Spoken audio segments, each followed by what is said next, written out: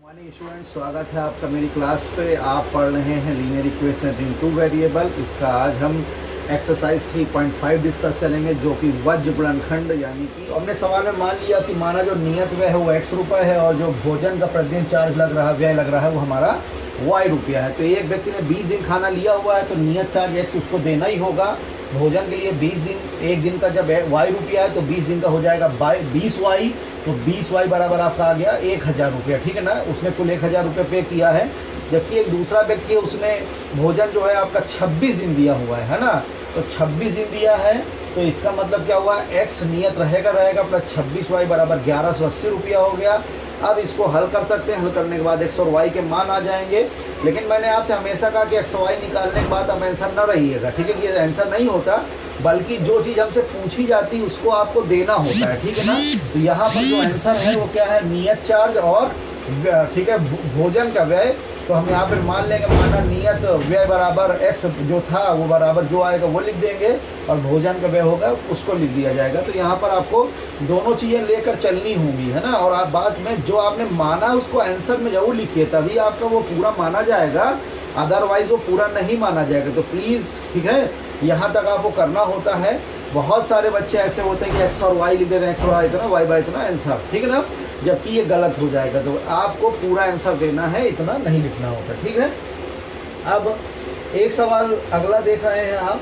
तो यहाँ पर कह रहा है कि एक भिन्न 1/3 हो जाती जब उसके अंश में 1 घटाया जाता है, और वह 1/4 हो जाती जब अंश हर में 8 जोड़ दिया जाता है। ऐसे सवाल कई आप कर चुके हैं, है ना। भिन्न वाले जब सवाल आते हैं तो आपने देखा होगा, चौथे का अगर ये सेकंड पार्ट ले लें तो हम ये मान लेंगे कि माना हर बराबर, माना अंश बराबर x, ठीक है, अंश जो होगा वो हमारा x हो गया और हर बराबर y हो गया। तो जो भिन्न होती है वो कितनी हो जाती है, x/y। अब आप देखते हो तो अकॉर्डिंग टू फर्स्ट कंडीशन में जब आ रहे हो तो क्या बन रहा है हमारा यहाँ से कि, है ना, कह रहा है कि भिन्न में 1/3 हो जाती जब अंश में 1 घटाया जाता है, यानी x - 1/y बराबर 1/3। भिन्न 1/3 कब हो जाती है, जब अंश में 1 घटाया था। तो अंश में हमने 1 घटा दिया, हर ऐसे रहेगा। तो यह गुणा करा दोगे तो x - 3x - 3 = y आ गया, या इस पर इधर ले आओ तो 3x - y = यहाँ से कितना हो जाएगा, 3 हो जाएगा। समीकरण पहला हो गया।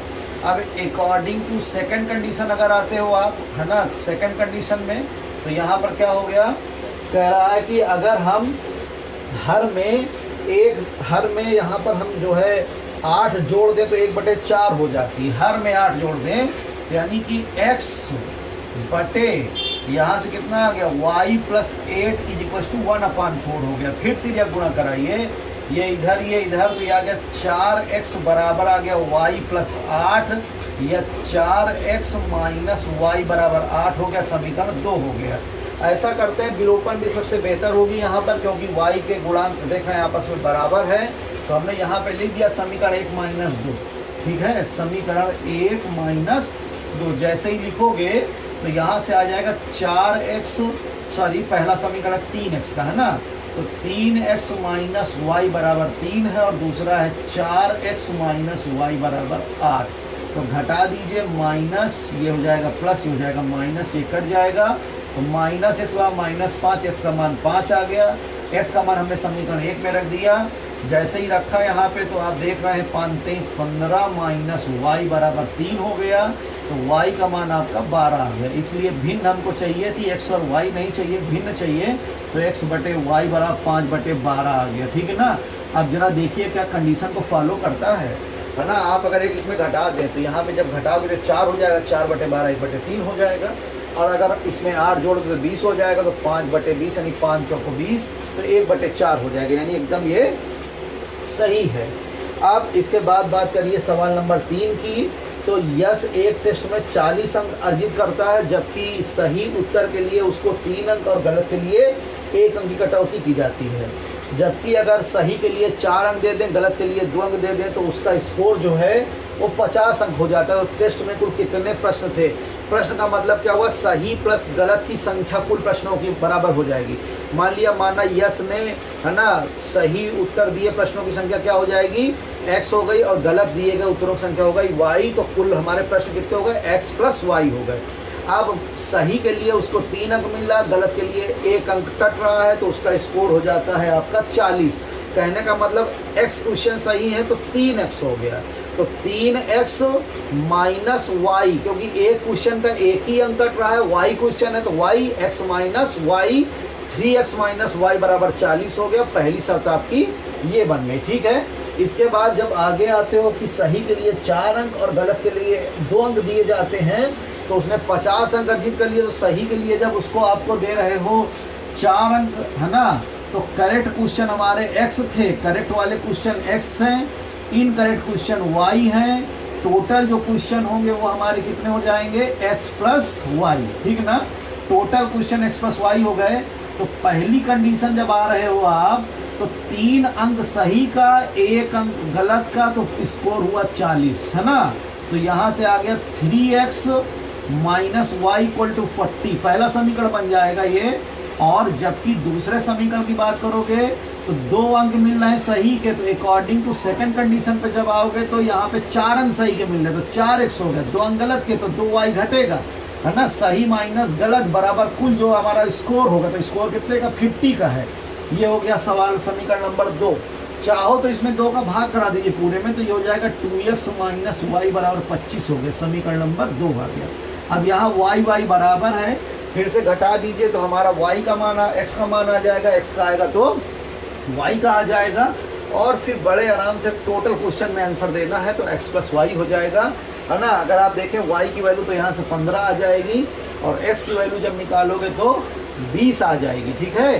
तो ये x बराबर हो जाएगा 15, क्यों हो जाएगा, 1 मिनट, हाँ इसको करते हो, हाँ x की वैल्यू 15 हो जाएगी। अगर इसको हटा दे y कट जाएगा, 25 40 में जाएगा 15, इधर x का मान 15 आ गया, x का मान डाल दीजिए समीकरण 1 में।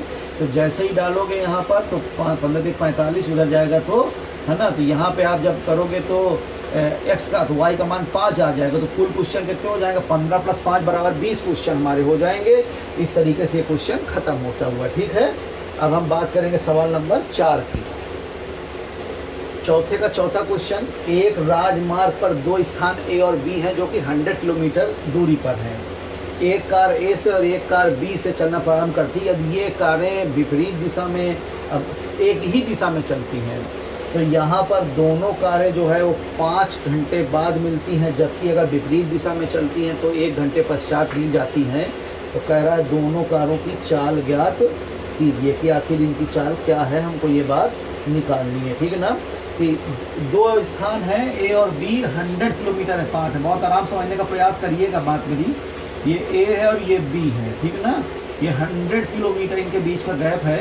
इस वाले की दोनों कार एक ही दिशा में चलती, मान लीजिए एक कार जो A से चल रही है उसकी चाल हमने मान लिया x किलोमीटर प्रति घंटे है, और जो y से B चल रहे हैं उसकी चाल हमने y किलोमीटर प्रति घंटे ले ली, और दोनों इधरी की ओर चल रही हैं, और यहाँ पे कहीं पर आके मिल जाएंगी C पर, है ना। और C पर मिलती कितनी देर पश्चात, 5 घंटे बाद मिलती, 5 आवर्स लग जाता है इनको यहाँ पे आने में। तो हम अगर ये कहें कि पहले चल कौन तेज रहा है, A की B, तो जो ज़्यादा डिस्टेंस कवर कर जाएगा सेम टाइम पे, तो इसका मतलब है कि वो ज़्यादा चल रहा है। अगर 2 लोग रेस कर रहे हो, आपने देखा होगा, और पीछे वाला आगे वाले को तब पकड़ पाता है, दौड़ रहे हो, जब पीछे वाला ज़्यादा तेज दौड़ेगा आगे वाले से, ठीक है ना। तभी जाके, अगर ये ऐसे है और ऐसे जा रहे हो तो इसका मतलब क्या, ये जब ज़्यादा तेज चलेगा तभी ये इसको कवर कर पाएगा, ठीक है ना। तो यहाँ पर निश्चित रूप से अगर A जो है वो B को यहाँ पे ग्रिप करता है, पकड़ लेता है C पे, तो 100% क्या होगा, A की चाल ज़्यादा है B से, ठीक है ना। और ये समझिए कि जब कोई व्यक्ति किसी व्यक्ति को पकड़ता है तो जो पीछे वाला व्यक्ति होता है उसको आगे वाले से कितना अधिक चलना पड़ेगा, जितना कि उसका गैप होगा। अब A वाला यहाँ से यहाँ तक चलेगा, B वाला यहाँ से यहाँ तक चलेगा, तो हम ये कहें अगर A वाला कितना अधिक चला है, तो निश्चित रूप से A वाले को ये दूरी यानी कि 100 किलोमीटर ज़्यादा चलना पड़ेगा, 100 किलोमीटर ज़्यादा चलना पड़ेगा। अगर हम ये बात करें चौथे का, ये चौथा क्वेश्चन है, हमने मान लिया, माना A से चली गाड़ी की चाल, है ना, A से चली कार की चाल बराबर x किलोमीटर प्रति घंटे, और B से चली कार की चाल बराबर y किलोमीटर प्रति घंटे। तो जब आप प्रथम शर्त में आ रहे हो, यहाँ पे हमने प्रथम शर्त के हिसाब से बात लिख रखी है ना। प्रथम शर्त से जब आओगे तो निश्चित रूप से ये बात आप कंफर्म करिए कि एक बंदा x किलोमीटर प्रति घंटे की चाल से चल रहा है A से और एक चल रहा B से, मिलते हैं 5 घंटे पश्चात C पर, तो हम ये कह सकते हैं कि A अधिक चलेगा B कम चले, क्योंकि ये यहाँ पहुँचेगा, ये यहाँ पहुँचेगा, तभी कवर कर पाएगा। तो इसका मतलब है कि A ज़्यादा चला, और कितना ज़्यादा चला, 100 ज़्यादा चला। अगर हम ये मतलब रेखा के आधार पर देखें तो आप लिख सकते हो AC माइनस BC बराबर AB। AC क्या है, distance travelled by the A, है ना, A के द्वारा। BC क्या है, distance travelled by the B, ठीक है ना। और जब ये आता है तो इनका गैप कितना हो जाएगा, 100 हो जाएगा। तो यहाँ पे आप ये जो मैंने फिगर दिया इसी के लिए दिया है कि AC minus BC is equal to AB। AC क्या है, A के द्वारा चली गई दूरी। AC क्या है ना, दैट इज, यहाँ पे हम लिख सकते हैं ये बात कि A के द्वारा चली गई दूरी माइनस B के द्वारा चली गई दूरी, है ना। कार जो A के द्वारा है, A से चल रहा है, तो A से चली गई दूरी माइनस B से चली गई दूरी बराबर 100 हो जाएगा, ठीक है। A से चली दूरी माइनस B से चली दूरी, और कंफर्म करिए इस बात को, है ना। चली गई दूरी या दूरी लिख सकते हो, केवल दूरी बराबर कितना हो जाएगा, 100 किलोमीटर। और आप जानते हो दूरी बराबर होता है चाल गुणे समय, तो निश्चित रूप से इसकी जो चाल है वो 5x है और समय लगा 5, तो यहाँ पे आ गया 5 into x minus 5 into y बराबर 100। क्यों लिख दिया, क्योंकि आप जानते हो दूरी बराबर होता है चाल गुणे समय, ठीक है ना। इतनी बात आ जाएगी। 5 कॉमन लेके काट सकते हो, 5 बाहर आ गया, तो x माइनस वाई बराबर 100 हो गया। इसको काटोगे तो 20 आ जाएगा, तो x माइनस वाई बराबर 20, समीकरण 1 हो गया। अगर अब देखिए जो द्वितीय शर्त है ना, द्वितीय शर्त की अगर हम बात करें यहाँ पर, तो ध्यान दीजिएगा कि फिर वही कंडीशन है, इधर A है इधर B है, इनके बीच का गैप 100 किलोमीटर है, और A से एक कार चलती है x किलोमीटर प्रति घंटे की रफ्तार से, और एक चलती है B से y किलोमीटर प्रति घंटे की रफ्तार से। लेकिन इस बार दोनों विपरीत दिशाओं में चल रही है, एक दिशा में नहीं चल रही है। और ये मान लीजिए कहीं यहाँ पर मिल जाती है ना, C पे मिल जाती है, तो निश्चित रूप से हम ये कह सकते हैं कि AC प्लस BC बराबर 100। ये जो डिस्टेंस है ना, ये कौन चल रहा है, A वाले के द्वारा चली गई दूरी, ये वाली जो दूरी है वो B के द्वारा चली गई दूरी है, और यहाँ पे AC plus BC equal to 100 हो जाएगा। और ये डिस्टेंस जो कवर होती है वो 1 किलोमीटर में कवर हो रही है ना, तो निश्चित रूप से क्या हो जाएगा, इस बार AC plus BC equal to 100, क्योंकि विपरीत दिशा में मिल रहे हैं, है ना।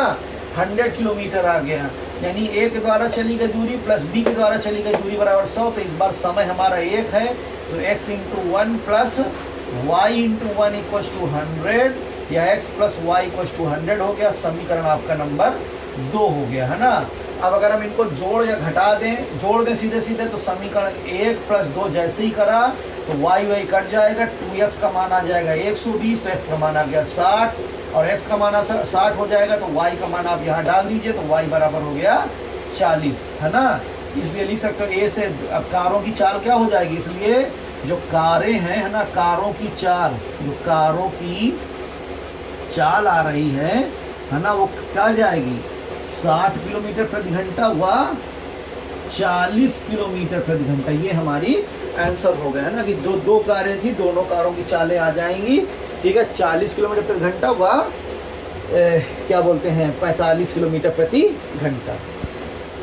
क्वेश्चन नंबर 5 कह रहा है, एक आयत का क्षेत्रफल 9 वर्ग इकाई कम हो जाता है यदि उसकी लंबाई में 5 इकाई और कम कर दी जाए, है ना, और चौड़ाई जो है वो 3 इकाई बढ़ा दी जाए। यदि हम लंबाई में 3 इकाई और चौड़ाई में 2 इकाई बढ़ा दें तो इस कंडीशन में क्षेत्रफल जो है 67 अधिक हो जाता है। तो आयत की बीमा का मतलब लंबाई और चौड़ाई ज्ञात कीजिए। यहाँ पर 2 चीज़ें ज्ञात करनी है ना, x और y, है ना। लंबाई और चौड़ाई तो हमने मान लिया, माना कि लंबाई बराबर x इकाई है और चौड़ाई बराबर y इकाई, क्योंकि यहाँ पर कोई मात्रक नहीं दिया हुआ, इकाई के पदों में बात चले तो यहाँ पर मीटर या सेंटीमीटर या किलोमीटर नहीं लिखेंगे हम, ठीक है। तो अब आप देख रहे हैं कि क्षेत्रफल क्या हो जाएगा, आप जानते हो लंबाई गुणे चौड़ाई, तो x इंटू वाई हो गया। प्रथम शर्त की बात करिए कि कह रहा क्षेत्रफल 9 वर्ग इकाई कम हो जाता है यदि लंबाई में 5 इकाई की कमी कर दी जाए, चौड़ाई में 3 इकाई बढ़ा दी जाए। लंबाई पहले x थी, अब 5 कम हो गया तो x माइनस 5 हो गया। चौड़ाई में 3 बढ़ा दिया तो y प्लस 3 हो गया। ये वाला नया क्षेत्रफल हो गया, पहले वाला क्षेत्रफल क्या है, x इंटू वाई है। अब वो क्या बोल रहा कि क्षेत्रफल में 9 इकाई की कमी हो जाती है, तो कमी किस में हुई, इस वाले में हुई। बात समझिए, है ना। कह रहा है कि क्षेत्रफल में 9 वर्ग इकाई की कमी हो जाती है यदि लंबाई में 5 इकाई की कमी कर दें और चौड़ाई में 3 इकाई बढ़ा दें। तो ये वाला क्षेत्रफल 9 इकाई कम हो गया पहले वाले से, तो 9 कम ये है तो या तो 9 इधर जोड़ दिया जाए या तो 9 इधर घटा दिया जाए, क्योंकि कम ये है। तो हमने क्या किया, इधर वाले में 9 जोड़ दिया, तो जब 9 जोड़ दोगे तो पहले वाले क्षेत्रफल के बराबर हो गया, है ना। अब इसको खोल दीजिए आप, तो यहाँ से क्या हो जाएगा, x इंटू वाई, फिर प्लस का 3x माइनस का 5y और माइनस का 15 प्लस 9 बराबर x into y. x into y cut गया, ठीक है।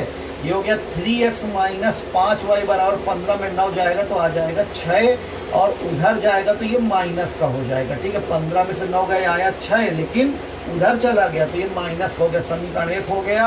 अगर हम बात करें आपकी द्वितीय शर्त से, तो द्वितीय शर्त हमारी कह रही है, ठीक है, द्वितीय शर्त में बोल रहा है कि अगर हम, ठीक है, लंबाई में 3 इकाई और चौड़ाई में 2 इकाई बढ़ा दें, तो लंबाई में 3 बढ़ी तो x प्लस 3 हो गई, चौड़ाई में 2 बढ़ी तो y प्लस 2 हो गई। अब ये क्षेत्रफल नया हो गया, पहले वाला x इंटू वाई है, तो ये 67 वर्ग इकाई अधिक हो गया। इस बार ये 67 अधिक है, तो 67 अधिक ये हुआ तो निश्चित रूप से कम ये, तो कम की तरफ 67 हमने जोड़ दिया, ठीक है, क्योंकि ये वाला निश्चित रूप से कम अधिक हो गया, ठीक है। लंबाई और चौड़ाई बढ़ चुकी है तो क्षेत्रफल अधिक हो गया, और कितना अधिक है, 67 अधिक है। 67 अधिक होने के कारण इधर 67 नहीं जुड़ेगा, इधर 67 जुड़ जाएगा, ठीक है। इसको फिर खोलते हैं, जब खोला तो ये आ गया x इंटू वाई, इसमें इसका करा तो आ गया 2x माइनस का 3y और माइनस 6 बराबर हो गया x into y plus 67। x into y फिर से कट जाएगा तो आ गया 2x माइनस 3y, 6 उधर चला जाएगा, ये प्लस का, सॉरी यहाँ गलत कर दिया हमने, देखिए ये x इंटू वाई है, ये 2x है, ये 3 है, y भी प्लस का होगा, 6 भी प्लस का होगा, और 67 उधर जाके घट जाएगा तो 67 में 6 चले जाएंगे तो बन जाएगा 61।